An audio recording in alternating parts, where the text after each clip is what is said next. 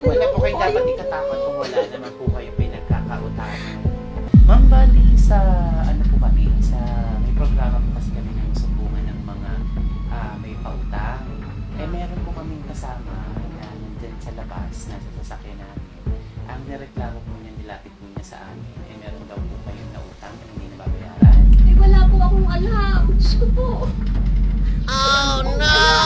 Wala ho ba kayo? Wala akong alam. Wala ho ba kayong nautangan? Wala.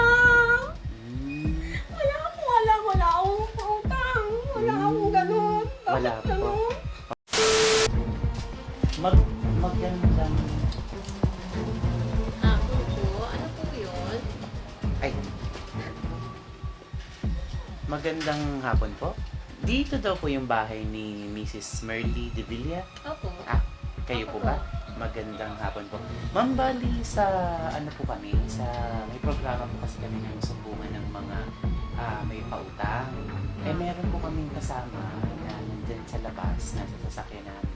Ang nireklamo po niya, nilapit po niya sa amin. Eh meron daw po kayong nautang na hindi nababayaran. Eh, wala po akong alam. Diyos ko po. Oh no! Wala ho ba kayo? Wala akong alam.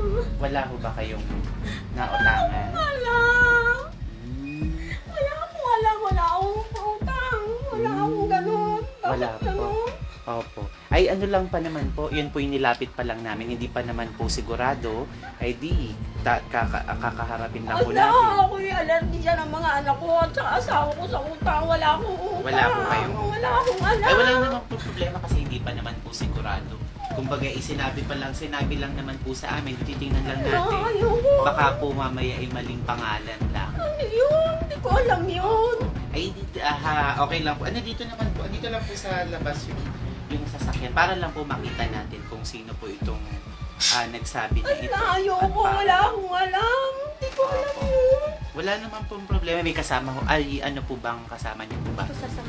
Anak niyo po ba? Ayan naman po pala eh. Ayoko. Hindi ko alam. Wala akong utang. Opo. Ay, hindi naman po kakaharapin na lang po natin. Para lang po malaman. Hindi, kung wala naman po siyang ipapakitang pruweba. Ayoko. Mapapagalitan lang ako ng anak ko. Wala naman akong alam na utang ko. Wala po. Eh, kung wala naman pong problema. Ay, haharapin lang po natin sana. Eh, di sasabihin po yung wala. Kung wala naman. Sino yun? Wala akong alam. Hindi ko naman, wala naman akong alam doon. Sino yun? Opo, ay nandun kasama po namin. Eh, wala naman pong problema kung wala naman pong baka malay yung kapangalan lang pala. Kung wala naman po kayong alam na pinagkakautangan. Tama ko ba? Wala akong Oo, okay lang po yun. Okay lang po yun. Huwag po kayong mag-alala. Okay lang po kayo. Halika po. Tingnan lang po natin siya. ano? Opo. Ay, wala naman pong problema kasi Bakit kuya? Ano Isang yan? side. Wala akong alam. isang side pa lang naman po yung side lang naman nung Ayoko. nagsabi. Baka Hindi pa ako na. katulad ng iba dyan ha, na ano sa utang. Ayoko. Hindi, wala po kayo dapat Ayoko. ikatakot kung wala naman po kayo pinagkakautangan. Ano po kayo? Tingnan po natin. At kaharapin lang po natin. Ayoko. Sasamahan naman po kayo ng anak ko ba? Anak ko kayo? Ayun, sama niyo naman po pala. Wag po kayong alala. May kasama po ba kayo? Diyos ko, ngayon nga lang naibig yung Ngayon anak lang. ko sa akin, yung anak ko tapos Ay, kung wala naman po, imalay niyo naman po, ay ano, baka po mali. Ayoko. Halip po, dito lang po, tingnan lang po natin. Ay, ano yung kasama niyo po? Okay lang po, makaalala. Dito lang naman po.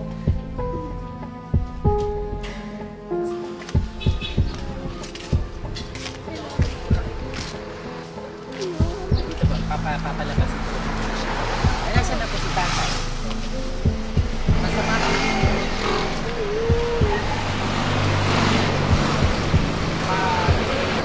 Eh di papalabasin ko na po para makausap niya na po.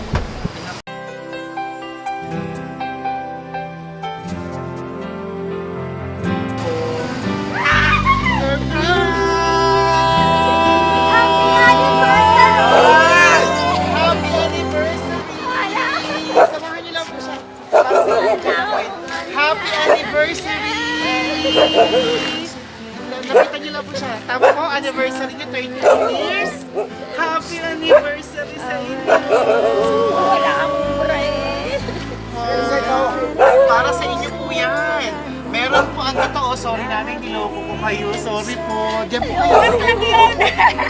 Ang tunay ay meron pong nagpapunta sa amin mamaya. Malalaman niyo po. Sige po, gusto ko kayong dalawa.